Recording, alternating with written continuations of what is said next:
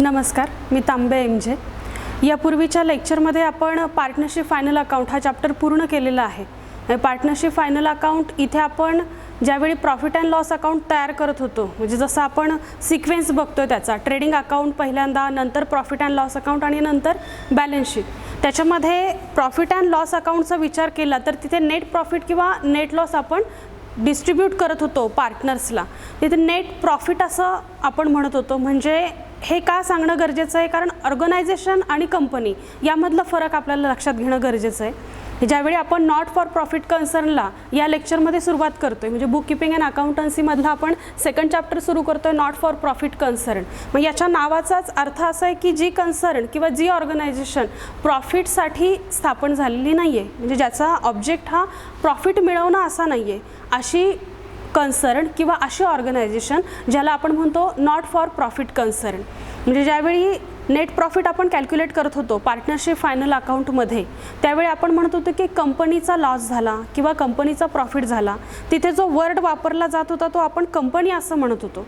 आणि इथे जो वर्ड आपण वापरतोय तो ऑर्गनायझेशन किंवा कन्सर्न, हे एकमेकांना सिमिलर वर्ड आहेत।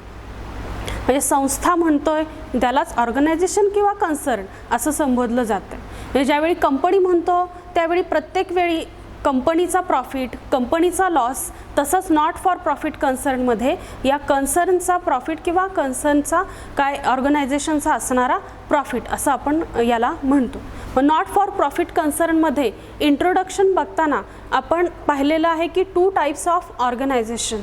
मग हे 2 टाइप्स ऑफ ऑर्गनायझेशन कोणते आहेत? एक तर ट्रेडिंग ऑर्गनायझेशन आहे, दुसरा नॉन ट्रेडिंग ऑर्गनायझेशन आहे। ट्रेडिंग ऑर्गनायझेशन म्हणजे आपण काय म्हणतो, ज्याचा मोटिव्ह, ज्याचा ऑब्जेक्ट हा earn profit, only main object to earn profit. म्हणजे जी आपली ट्रेडिंग ऑर्गनायझेशन असते, डे टू डे ट्रान्झॅक्शन जे आपण सेल प्रोसीड्स म्हणतो, गुड्स जी खरेदी विक्री किंवा त्याच्यावरून काढला जाणारा नफा तोटा, प्रॉफिट अँड लॉस, ते आपण म्हणतो ट्रेडिंग कन्सर्न, ट्रेडिंग ऑर्गनायझेशन। जिथे डे टू डे ट्रान्झॅक्शन केल्यानंतर आपण प्रॉफिट किंवा लॉस डिस्ट्रीब्यूट करतो पार्टनरला, किंवा होणारा प्रॉफिट किंवा लॉस त्या कंपनीचा ओनर घेत असतो, अशी ऑर्गनायझेशन म्हणजे ट्रेडिंग ऑर्गनायझेशन किंवा ट्रेडिंग कन्सर्न आपण म्हणतो। Main object of this concern or organisation is to earn profit. त्याच्या अपोजिट आहे नॉट फॉर प्रॉफिट कन्सर्न, ज्याला आपण नॉन ट्रेडिंग ऑर्गनायझेशन म्हणतोय। म्हणजे केवळ वस्तू तयार करणं आणि त्या बाजारपेठेमध्ये विकणं आणि त्याच्यापासून प्रॉफिट मिळवणं हा एकमेव उद्देश या नॉट फॉर प्रॉफिट कन्सर्नचा नाही आहे, म्हणून याला non trading organisation or non trading concern असं आपण म्हटलेलं आहे। ह्या नॉट फॉर प्रॉफिट कन्सर्नचा मेन ऑब्जेक्ट आहे to give or provide the service to its member or society. म्हणजे समाज हिताच्या दृष्टीनं असं काही काम करणं की ज्याच्यामुळे समाजातील काही व्यक्तींना त्याचा फायदा होईल आणि आपल्याला नफाच मिळवायचा आहे हा उद्देश न ठेवता एक मदतीच्या दृष्टीनं किंवा हिताच्या दृष्टीनं समाजकार्य करणं, त्याला म्हणायचं नॉट फॉर प्रॉफिट कन्सर्न। हा डिफरन्स झाला या ऑर्गनायझेशन्समधला, एक ट्रेडिंग ऑर्गनायझेशन आणि दुसरी नॉन ट्रेडिंग ऑर्गनायझेशन। आता यामध्ये आपण पुढे बघतोय features of not for profit concerns. म्हणजे याचे फीचर्स काय काय सांगितले जातात नॉट फॉर प्रॉफिट कन्सर्नचे। जी संस्था ही नफा न मिळवणारी संस्था आहे, ज्या संस्थेचा उद्देश हा केवळ सोसायटीला सर्व्हिस देणं, सेवा पुरवणं हा उद्देश असतो, याचे फीचर्स काय आहेत? पहिलं फीचर आपण म्हणू शकतो टू प्रोव्हाइड सर्व्हिस, जे आपण इथे इंट्रोडक्शनमध्ये ऑलरेडी पाहिलेलं आहे, to provide service to its member.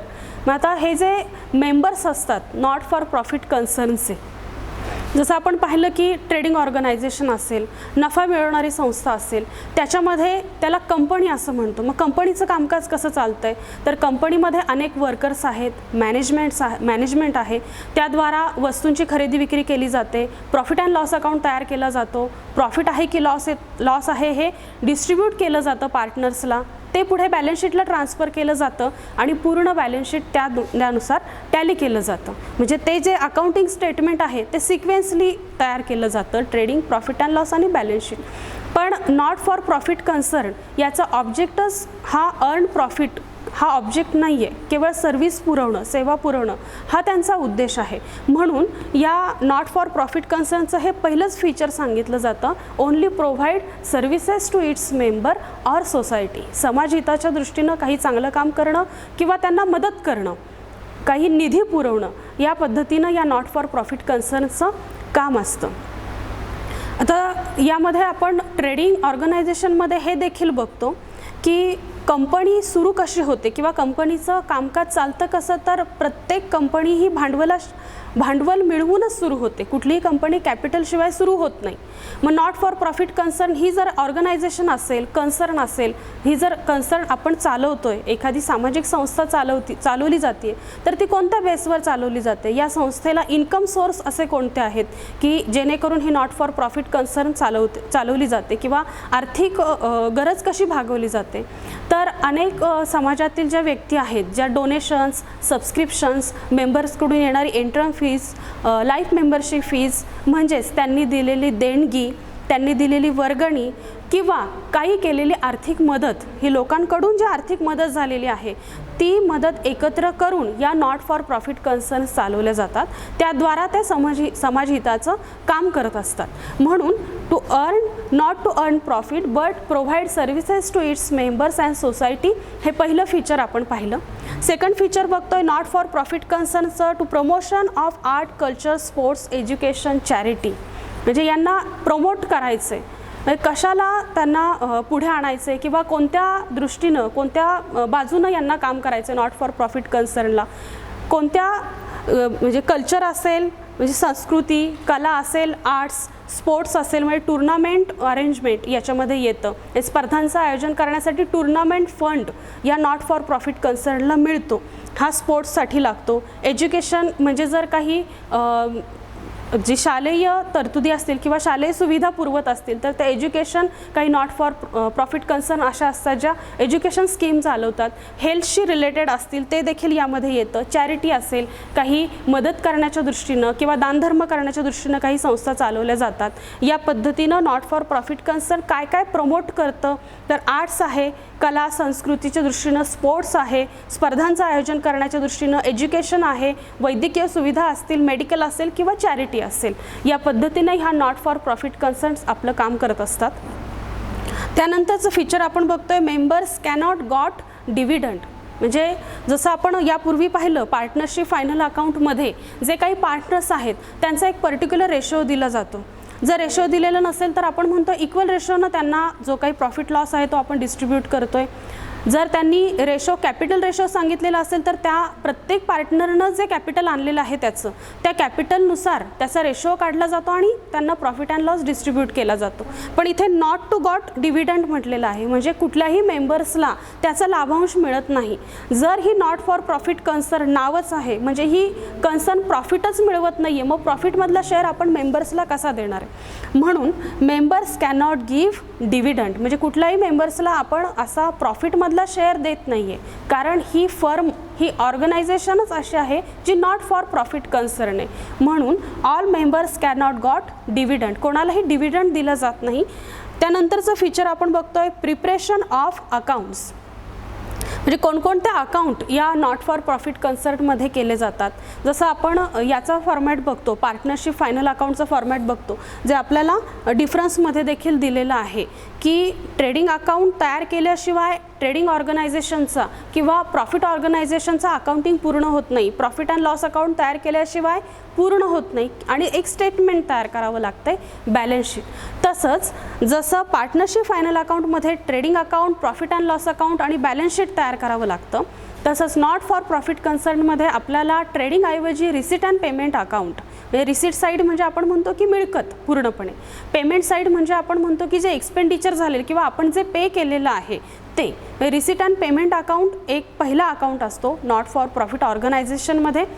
त्या रिसीट अँड पेमेंट अकाउंटवरनं आपल्याला मेंटेन करावा लागतो इन्कम अँड एक्सपेंडिचर अकाउंट. म्हणजे रिसीट अँड पेमेंट जसं ट्रायल बॅलन्सवरून ट्रेडिंग आणि प्रॉफिट अँड लॉसला हेड आणि बॅलन्स शीटला हेड ट्रान्सफर केले जातात, तसंच या रिसीट अँड पेमेंट अकाउंटवरून इन्कम अँड एक्सपेंडिचर अकाउंटला सगळे हेड ट्रान्सफर केले जातात. आणि बॅलन्स शीट मात्र याच्यामध्ये कॉमन आहे. जसं पार्टनरशिप फायनल अकाउंटमध्ये बॅलन्स शीट तयार केलं जातं, तसंच नॉट फॉर प्रॉफिट कन्सर्नमध्ये सुद्धा बॅलन्स शीट तयार केलं जातं. त्यामध्ये फरक एवढाच की कॅपिटल आणि कॅपिटल फंड हे दोन वेगवेगळे शब्द आहेत. त्याचं डिफरन्स घेताना आपण एक्सप्लेनेशन बघणार आहोत. त्यानंतर पुढचं फीचर बघतोय आपण, management done by elected representatives of members. म्हणजे हे जे रिप्रेझेंटेटिव्स आपण म्हटलोय की हे कामकाज चालणार कसं आहे नॉट फॉर प्रॉफिट कन्सर्नचं. जर सगळेच मेंबर्स असतील तर त्याच्यामधली एक अशी व्यक्ती पाहिजे जी पूर्ण संस्था सांभाळते किंवा ती अधिकारी व्यक्ती आहे, मॅनेजमेंट सांभाळते असं आपल्याला म्हणावं लागेल. मग ते इलेक्टेड बाय मेंबर्स, सगळ्या मेंबर्सकडून इलेक्शननं जी व्यक्ती निवडली गेली आहे त्याला नॉट फॉर प्रॉफिट कन्सर्नचा रिप्रेझेंटेटिव्ह म्हटलं जातं आणि त्या व्यक्तीच्या मॅनेजमेंटनुसार नॉट फॉर प्रॉफिट कन्सर्नचं कामकाज चालतं. आता 6वं आपण याच्यामध्ये फीचर बघतोय, कॅपिटल फंड क्रिएटेड बाय. म्हणजे क्रिएट कसा होतोय कॅपिटल फंड, इथे फंड असा शब्द वापरला आहे. आपण त्याला शब्दशः म्हणतो मराठीतून अर्थ फंड म्हणजे निधी. आता फक्त कॅपिटल म्हटलं तर आपण म्हणतो भांडवल आणि कॅपिटल फंड म्हणजे भांडवली निधी. नॉट फॉर प्रॉफिट कन्सर्नमध्ये पार्टनरशिप फर्म असेल तर आपण बॅलन्स शीटच्या लायबिलिटी साईडला कॅपिटल ट्रान्सफर करतो, कारण हे कॅपिटल पार्टनर्सने आणलेलं असतं. पार्टनर्स हे कंपनीचे ओनर्स असतात म्हणून. मग आता नॉट फॉर प्रॉफिट कन्सर्नमध्ये आपण फक्त कॅपिटल वर्ड वापरत नाही आहे, काय म्हणतोय त्याला, कॅपिटल फंड असं म्हणतोय. म्हणजे भांडवली निधी. हा जो निधी आहे त्याच ह्या निधीमधूनच या नॉट फॉर प्रॉफिट कन्सर्नचं काम चाललेलं असतं. मग हा कॅपिटल फंड कसा उभारला जातो, कसा क्रिएट केला जातो, तर आपल्याला ते पुढे एक्सप्लेन केलं आहे. Entrance fees, donation, surplus, legacies etcetera.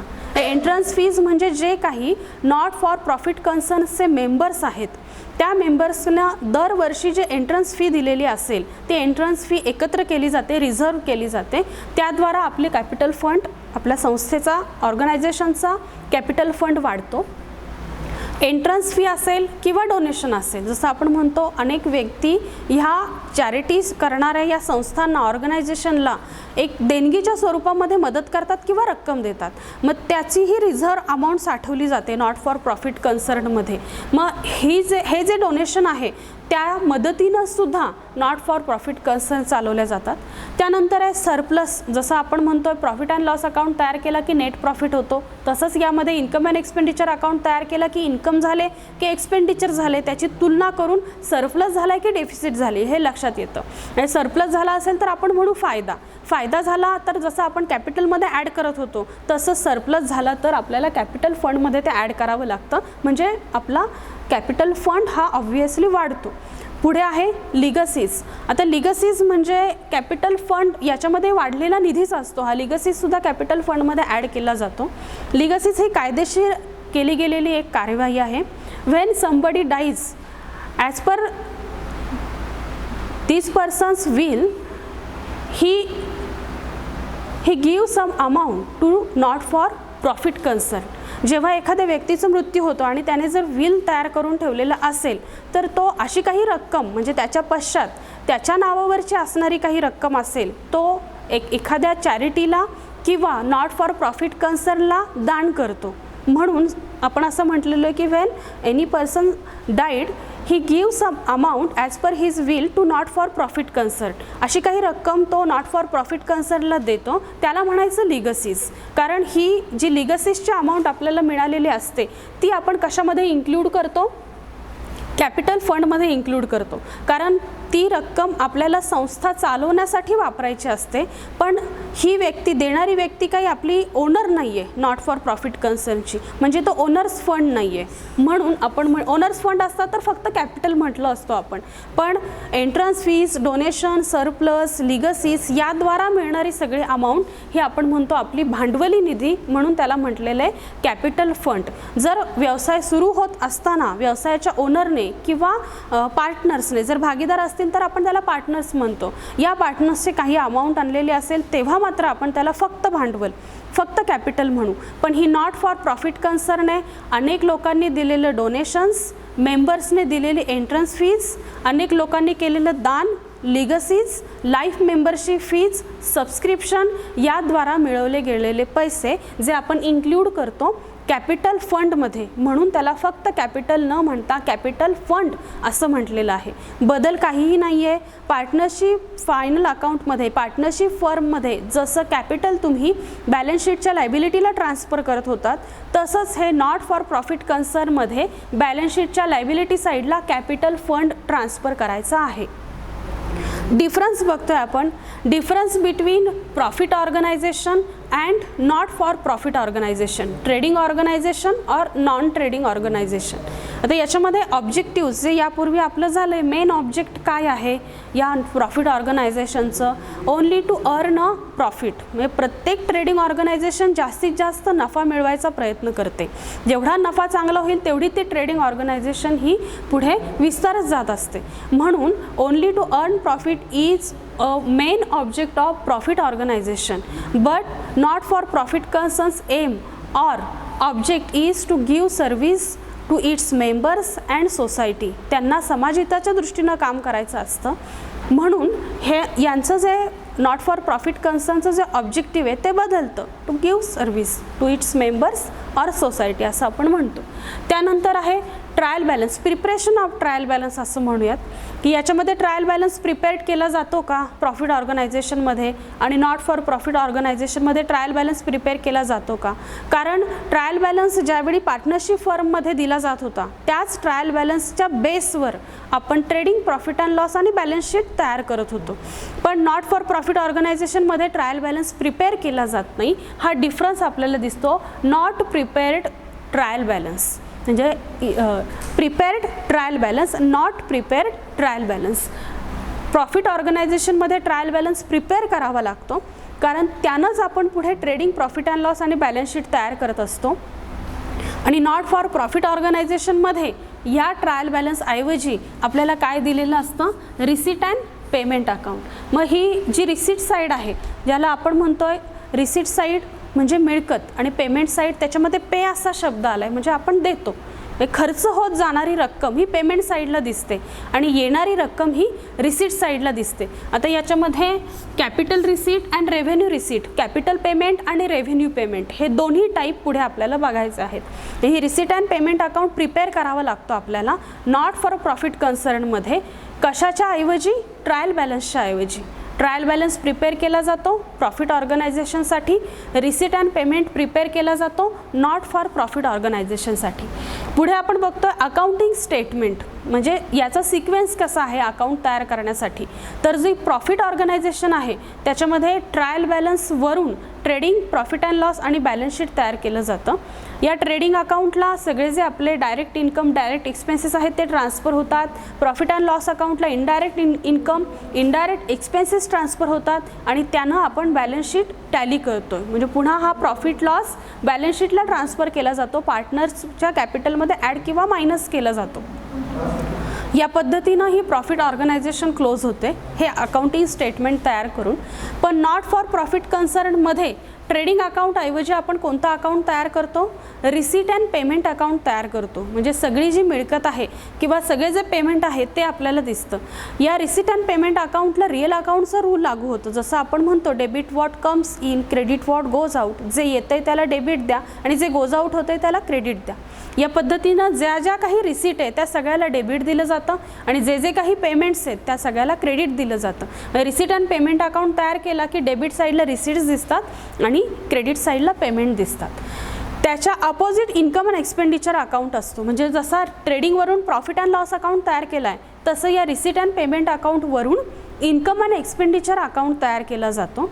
मग हा जो इन्कम अँड एक्सपेंडिचर अकाउंट तयार केलेला आहे त्याचं नाव जरी इन्कम अँड एक्सपेंडिचर अकाउंट दिलं असलं तरी फॉर्मॅटमध्ये मात्र एक्सपेंडिचर सुरुवातीला घेतले जातात आणि नंतर इन्कम्स घेतले जातात. कारण ह्याला नॉमिनलचा रूल आपण लागू करतो. इन्कम अँड एक्सपेंडिचर अकाउंटला debit the expenses and losses, credit the income and gains. म्हणून क्रेडिट साईडला सगळे इन्कम्स दिसतात आणि डेबिट साईडला सगळे एक्सपेंडिचर दिसतात. हेड मात्र इन्कम अँड एक्सपेंडिचर असाच राहतो. त्यावरून जसं प्रॉफिट अँड लॉस अकाउंटवरून बॅलन्स शीट तयार केलेलं आहे तसं या इन्कम अँड एक्सपेंडिचर अकाउंटवरनं आपण तयार करतोय बॅलन्स शीट. मग बॅलन्स शीट हे पार्टनरशिप फर्मच्या बॅलन्स शीटहून फार वेगळं नाही आहे. इथे देखील लायबिलिटी साईड आहे, इथे देखील ॲसेट साईड आहे.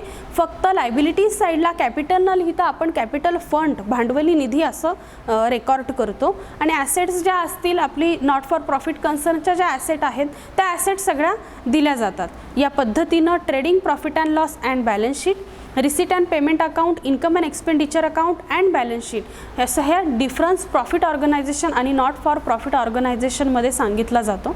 त्यानंतर आपण बघतोय डिफरन्स आहे नेट रिझल्ट, म्हणजे याच्यामध्ये प्रॉफिट झाला आहे की लॉस झाला आहे हे कसं मोजलं जातं. पार्टनरशिप फायनल अकाउंटमध्ये हा जो प्रॉफिट अँड लॉस अकाउंट आपण तयार केलेला असेल त्याच्यावरून समजतं नेट लॉस झाला आहे की नेट प्रॉफिट झालेला आहे. ही ट्रेडिंग ऑर्गनायझेशन आहे, प्रॉफिट ऑर्गनायझेशन आहे, म्हणून तिथे लॉस आणि प्रॉफिट असे शब्द वापरले जातात. म्हणजे जर आपली एक्सपेंडिचर साईड जास्त आली तर आपण म्हणू इथे लॉस झाला, इन्कम साईड जास्त आली, प्रॉफिट अँड लॉसची क्रेडिट साईड जास्त आली तर आपण म्हणू प्रॉफिट झाला. हे इथे मेंटेन केलं जातं ट्रेडिंग ऑर प्रॉफिट ऑर्गनायझेशनमध्ये. पण नॉट फॉर प्रॉफिट ऑर्गनायझेशनमध्ये आता सुरुवातीला लॉस लिहिलेला आहे आणि नंतर प्रॉफिट लिहिलेलं आहे. लॉस म्हणजे डेफिशियन्सी म्हणतो आपण किंवा डेफिसिट, आणि प्रॉफिट म्हटलं तर सरप्लस म्हणतो. म्हणजे इथे ही काही ट्रेडिंग कन्सर्न नाही आहे, नॉन ट्रेडिंग कन्सर्न आहे, नॉट फॉर प्रॉफिट ऑर्गनायझेशन आहे. म्हणून प्रॉफिट आणि लॉस कशा पद्धतीनं तिथे दिला जातो तर लॉस झाला असेल तर आपण डेफिसिट म्हणतोय आणि प्रॉफिट झाला असेल तर सरप्लस असं म्हणतोय. याचा डिफरन्स आहे लास्ट डिफरन्स ओनर्स फंड, म्हणजे जे काही व्यवसायाचे ओनर आहेत, मालक आहेत, ते कशा पद्धतीनं निधी जमा करतात. पार्टनरशिप फर्ममध्ये कॅपिटल कसं जमा केलं जातं तर व्यवसायाचं सुरू होताना किंवा व्यवसायामध्ये भांडवली स्वरूपामध्ये ओनर्स म्हणजे ते पार्टनर्स असतील ते, किंवा जर सोल ट्रेडिंग असेल तर सोल ट्रेडर जी काही अमाऊंट भांडवली स्वरूपामध्ये आणतोय तो म्हणतोय की हे मी माझा व्यवसाय चालू करण्यासाठी आणलेलं कॅपिटल आहे. म्हणजे हे ओनर्स फंड हे कॅपिटल कसं प्रॉफिट ऑर्गनायझेशनमध्ये मेंटेन केलं जातं तर हे भांडवल आहे ते ओनर्स कॅपिटल, व्यवसायाच्या मालकाने आणलेली कॅपिटलसाठी आणलेली रक्कम प्लस असं म्हटलंय. याच्यामध्ये आणखी काय येतं, ओनर्स इन्व्हेस्टमेंट येते. जर काही त्याने या भांडवल वाढवण्यासाठी काही इन्व्हेस्टमेंट करून ठेवलेली असेल तर ती यामध्ये येते. प्लस नेट प्रॉफिट येईल, म्हणजे जर प्रॉफिट अँड लॉस अकाउंट आपण क्लोज केला, नेट प्रॉफिट आला तर तो या कॅपिटलमध्ये ॲड केला जाईल. किंवा काही रिझर्व्स असतील, जसं आपण जनरल रिझर्व म्हणतो, रिझर्व फंड म्हणतो, जर ते शेवटपर्यंत नाही वापरले गेले तर शेवटी पार्टनरलाच त्यांच्या प्रॉफिट शेअरिंग रेशोनुसार ते डिस्ट्रीब्यूट केल्या जातात. म्हणून हे रिझर्व्ससुद्धा आपण या कॅपिटल फंडमध्ये इन्क्लूड करतो. त्यानंतर आपण बघतोय की नॉट फॉर प्रॉफिट कन्सर्नमध्ये हे कॅपिटल फंड कसा क्रिएट केला जातो.